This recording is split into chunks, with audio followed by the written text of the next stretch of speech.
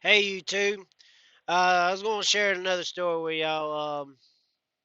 So back in 2007, my mom was with this guy, and we lived over in Reform, Alabama. And me and his son, we was probably like 3 years old, 3 years apart. He was 14. I think I was like 17 or so. And we went to Panama City Beach, and we went parasailing, and we got like 300 feet in the air. And I'm sitting there looking down at the ocean. I see this little black little dark spot. I'm like, uh-oh. And then all of a sudden I hit turbulence, and I'm only sitting on a strap. Now I'm hooked to a harness, but I'm only sitting on a strap. And when we hit that turbulence, I fall out of my strap, and I'm just sitting there hanging by my harness. You want to talk about scared? Especially after you saw a black little dark spot in the ocean. Oh yeah, I was scared. Well, but it was a fun experience. So we make it back to Reform, and me and him, uh, he he he didn't have his license yet. He only had his permit, and uh I was right at 18. I think I just turned 18. I was just old enough to be his supervisor or whatever, to where he could drive. And So we ride out to Academy Sports, and we just hung out in Tuscaloosa because there was nothing to do in Reform, Pickens County. And so we go out to T Town, and we go and get a 9x16 tarp. Got some twine to go with it, and we drive all. It's about a 45-minute drive back to Reform, Alabama. Well, so we got a grand idea. Hey man, let's make a little parasail. So we took the rope, and we went through every eye of the 9x16 tarp, and then it came to me. I was a dummy. I was a stunt man. All right. Well, we put a rope over this shoulder, through my leg, a rope over this shoulder, through my leg, and then a rope around the waist. Homemade harness.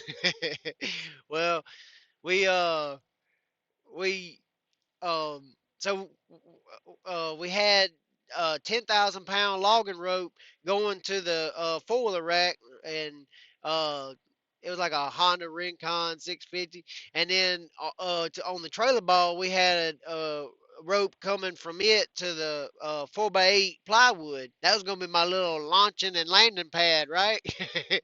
We didn't think things through. And so he's dragging me, and I couldn't get no lift. Couldn't I mean the 9x16 tarp wasn't, it wasn't enough to pick up my little, back then, 135 pound probably. And so we drive all the way back to Academy Sports, and this time we get we do it big this time. We ain't play no games. We go and we grab a 16 by 32 tarp.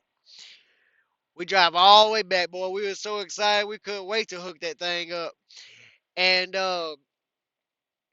we get it all rigged up and everything, and all of a sudden he starts pulling me.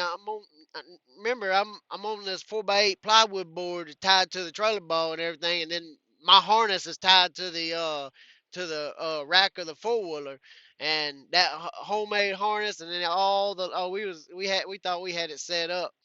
Well, so he starts giving it gas, and all of a sudden, when that big 16 by 32 foot tarp opened up and caught air, ooh, you want to talk about a wedgie?